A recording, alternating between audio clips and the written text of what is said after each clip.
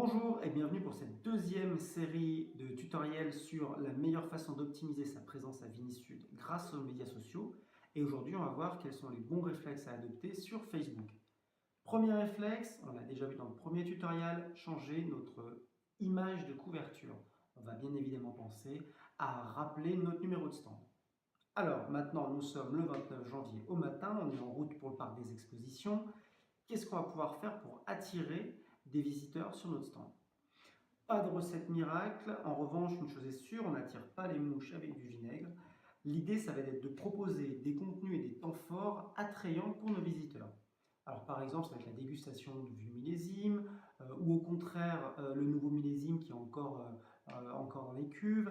Ça va être des propositions d'accords mets et vins, ça va être une masterclass animée par un sommelier. Toutes ces bonnes idées vont vous permettre de créer une espèce d'agenda tout au long des 3 jours pour proposer des rendez-vous à vos visiteurs. Et chacun de ces rendez-vous, chacun de ces propositions va pouvoir faire l'objet d'une publication. Ça fait déjà un premier contenu. Et ce qui est intéressant, c'est ce qu'on va voir tout de suite en démonstration, c'est qu'on va pouvoir faire la promotion, on va pouvoir sponsoriser cette publication. On voit tout de suite comment on fait. Facebook a rendu facile le fait de booster une publication, d'en faire la promotion. Regardez, en quelques secondes, là j'ai une publication sur ma page professionnelle. J'ai relayé ces tutoriels. Facebook me propose en bas à droite de ma publication de booster la publication. Lorsque je clique dessus, je peux choisir tout simplement mon ciblage. Donc là, je suis sur les gens qui ont entre 18 et 65 ans en France. Je pourrais modifier ce ciblage. Comme on l'a vu pour les publicités, j'aurais des gens par exemple un peu plus âgés, à partir de 25 ans. Et je voudrais que ce soit particulièrement les gens de Montpellier.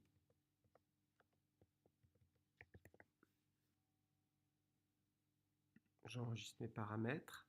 Donc là, ça va toucher des gens que je ne connais pas, mais je pourrais aussi choisir de booster ma publication auprès des gens qui aiment déjà ma page, ou surtout, et ça va être à mon avis l'option la plus intéressante, les gens qui aiment ma page et leurs amis. On peut penser que dans le monde du vin, les amis de mes amis sont potentiellement dans le monde du vin.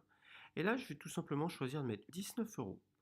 Et pour 19 euros, Facebook va s'engager à porter ma publication devant au moins 2300 personnes, voire 6200 personnes. Ça, je vais le faire par exemple sur un jour, juste la veille de mon salon.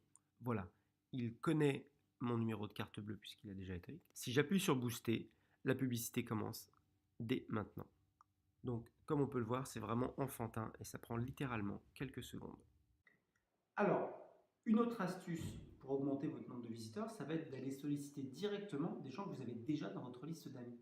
En effet, vous êtes dans le monde du vin, il est possible qu'un certain nombre de vos contacts soient des sommeliers ou des acheteurs ou des restaurateurs. Et là, dans la messagerie de Facebook, n'hésitez pas le matin même à leur faire un petit message qui va leur faire un petit rappel avec votre numéro de stand et puis éventuellement un prétexte pour venir vous voir, par exemple, si vous avez votre nouvelle cuvée de rosé qui est prête à être dégustée alors qu'elle est encore en cuve ou des choses comme ça. Ensuite, bon, pendant le salon, vous allez peut-être avoir autre chose à faire que d'avoir les yeux rivés sur votre smartphone et sur les médias sociaux.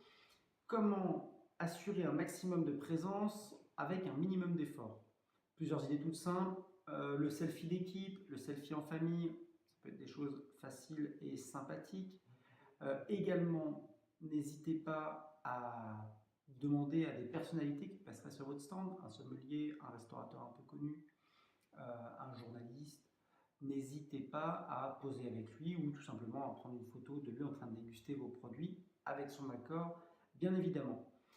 Également, on va pouvoir utiliser les formats natifs de Facebook. Je pense entre autres aux vidéos en 360 degrés. Alors ça, c'est assez facile maintenant, avec, que ce soit avec votre iPhone ou avec un Samsung. Vous allez pouvoir prendre une photo panoramique et Facebook va automatiquement le transformer en photo dite immersive, en photo à 360 degrés.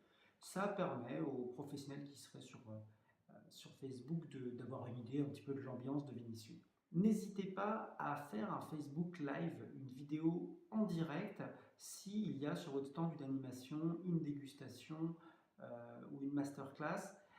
C'est un moyen assez facile de créer de l'audience et on va voir c'est assez peu complexe à mettre en place. Maintenant que tout ce contenu a été créé, il est possible que vous receviez sur votre compte des remarques, des réactions, des commentaires. Il va être important d'y répondre rapidement dans la demi-journée, ne serait-ce que parce qu'il est possible que certains de vos contacts vous proposent de les retrouver à tel endroit ou vous proposent un rendez-vous.